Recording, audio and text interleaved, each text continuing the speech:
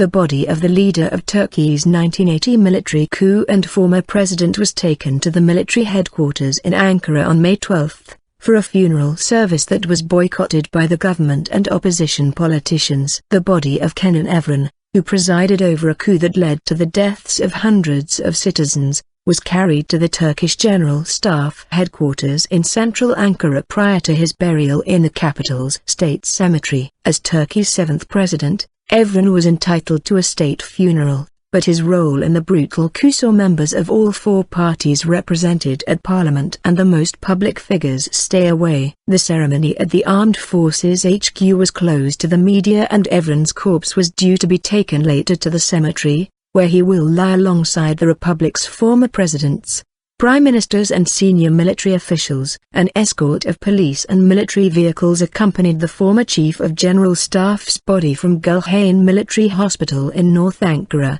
where Evren had received medical treatment since March 2012, and riot police lined the route. Evren, who died on May 9 aged 98, came to power in September 1980 when the army intervened to end widespread street violence. For 3 years, the military ruled directly through the National Security Council before a new parliament was voted in and Evren appointed president, a post that he held until November 1989. The coup was the bloodiest in modern Turkish history, with 50 people hanged officially and nearly 300 dying through torture or neglect. One of those executed was 17-year-old Kenan Evren, whose case became notorious after the court tampered with his age in order to carry out the sentence. Among the more than 650,000 people detained was former Prime Minister Bülent Ecevit, who now lies in the state cemetery where Evren is due to be interred. In June last year, Evren and former General Tahsin Şahinkaya were given life sentences for crimes against the Constitution and Parliament. Their appeals are still being considered. Evren's funeral was announced by the Office of the Chief of General Staff on May 11. Şahinkaya is unable to leave his bed at hospital. On the day of the announcement,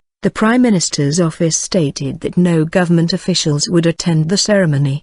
The parliamentary parties also declared they would not send representatives. Deputy Prime Minister Bülent Arınç said he was one of the victims of the coup and would not extend his condolences after Evren. Kemal Kılıçdaroğlu, the head of the main opposition Republican People's Party, CHP, said the mentality of the current Justice and Development Party, AKP, government was no different to that of Evren, and claimed that Turkey was facing an even sharper coup d'état today. People's Democratic Party, HDP, co-chair Selahattin Demirtas said attending the funeral of Evren would be disrespectful to the mothers who lost children during the coup. Andrew Öcalan, the deputy leader of the Democratic Left Party, DSP, ironically extended his condolences to the U.S. Embassy in Turkey, referring to the alleged role of the U.S. in the coup.